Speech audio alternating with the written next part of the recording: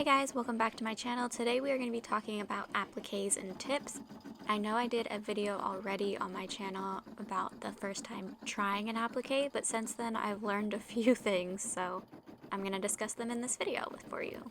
And hopefully it'll help you have smoother, prettier appliques. Before I do any appliques, I like to prep, so I'll get out all of my fabric that I'm going to use and match the threads up to them. I'll turn on my easy press and then I will get out my heat and bond. This is the key to having a nice applique, is using heat and bond. I've seen a massive difference. For instance, this is the applique from my first applique video. You can see the little edges are fraying, and that's because without heat and bond, what's happening to the fabric is as the needle's piercing it, it's ripping apart those woven threads of the fabric, thus making it frayed and making it look sloppy. Heat and bond prevents this by acting like a glue and keeping all of the fibers together. Appliques are perfect for using all your scrap material, so I like to lay it on my heat and bond and then I'll cut a little piece around it to iron on. Prior to adding the heat and bond, make sure to iron your fabric out, make sure there's no creases and that everything is straight so that you have a smooth surface for the applique. Now it's time to take the piece of heat and bond, cut it to size, make sure there's not too much overlapping. You really don't want anything overlapping because you don't want it to stick and adhere to whatever surface you're ironing on, because that would be gross and annoying and then make your work surface just a big mess.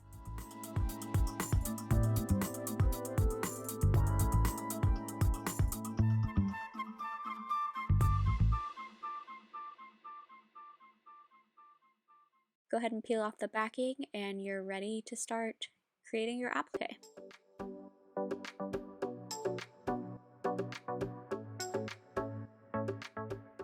Every applique file is different. This specific one had a trace layer for each layer that you are doing an applique for, so that you can use scrap pieces of fabric and line them up perfectly and not have to worry about it going over the edge or missing. That has happened to me, and you literally have to seam rip the entire thing out because it's not going to stitch properly, and it's very frustrating. I would recommend overestimating unless they have a trace layer like this one.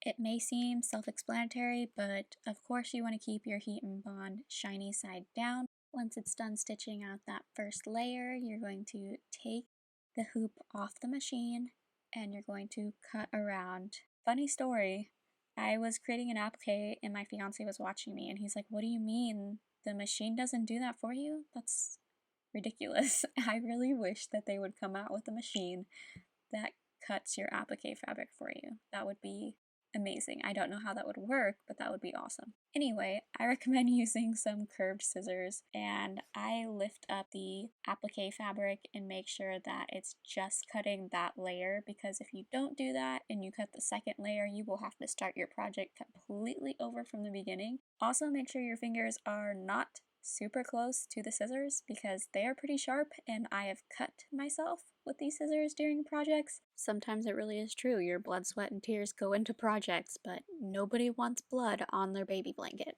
Once you finish cutting as close as you possibly can without going and cutting the thread that's tacking it down, you're going to put it back on the machine. And for this exact one, it did all of the trace layers before doing the borders.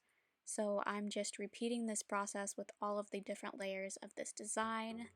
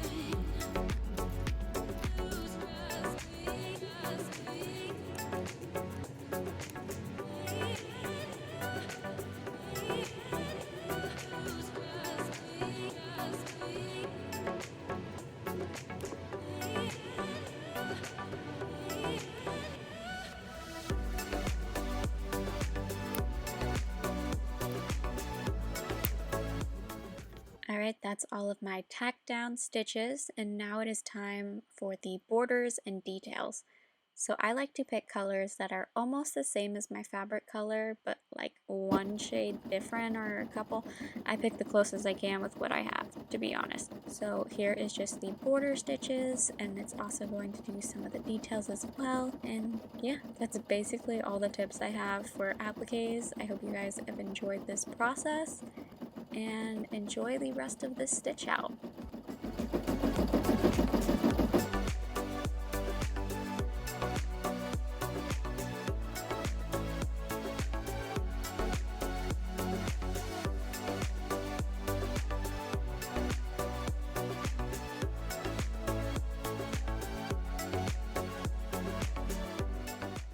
And here is the final stitch out. It looks really nice. It is basically night and day between these two. There's no fraying and it looks really beautiful. I'm so happy. I hope you guys enjoyed this video and found it helpful. If you did, don't forget to subscribe to my channel, like this video, and I'll see you guys in the next one. Bye!